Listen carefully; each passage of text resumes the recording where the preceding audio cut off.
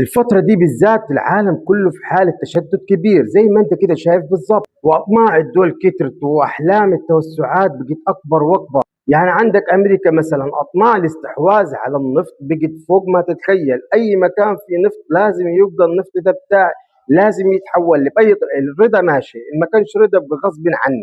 واي دوله في العالم كله تحس ان هي خطر عليها رغم انها ممكن ما تكونش خطر عليها، بس هي حاسه ان هي خطر عليها، حتما ولا بد انها تتمح من على الوجود. يعني انت ما تفتكرش انه امريكا بعد حربها مع ايران هتهدى وتقول كده تمام وزي الفل، لا لا لا، ده الموضوع بعد كده في الصين وفي جزيره تايوان وفي باقي الدول بتاعت الشرق الاوسط وفي ليله سوداء بعد كده. وخد عندك كمان الاحتلال لسه فيه احلام وفي اهداف قدامه، هي كانت قديمه بس هو ما استغناش عنها ولسه عايز يحققها، زي مثلا هيكل سليمان اللي عايزين يبنوه، زي البقرات الحمر اللي عايزين يقدموه كقربان.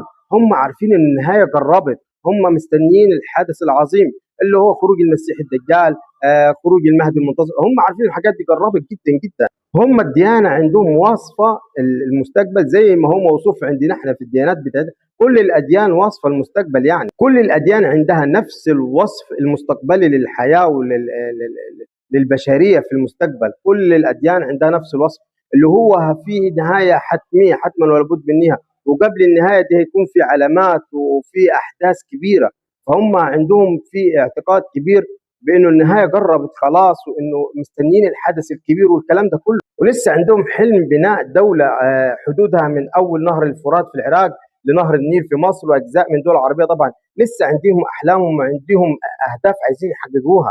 فتحس انه العالم كده شارد، كل واحد عنده احلامه وعنده طموحات وعنده اهداف وعايز يحققها، حتى لو كانت على حساب الناس الثانيه، حتى لو كانت على حساب يعني دول ثانيه او مناطق تانية، عادي ان شاء الله تكون على حساب البشريه كلها حتى. فاللي انا عايز اوصله لك في الفيديو ده هو نفس اللي كنت بحاول اوصله لك في فيديو قديم قبل كده، انه العالم قبل كورونا يختلف عن العالم اللي بعد كورونا تماما.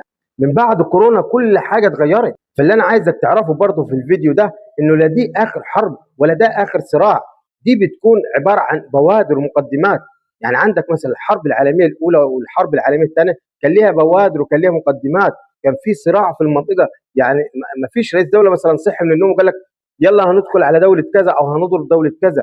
امريكا ما صحتش من النوم مثلا وضربت قنبلتين نوويتين او ذريتين مثلا على هيروشيما وناجازاكي في اليابان، لا، ده كل حرب ليها بوادر، ليها مقدمات.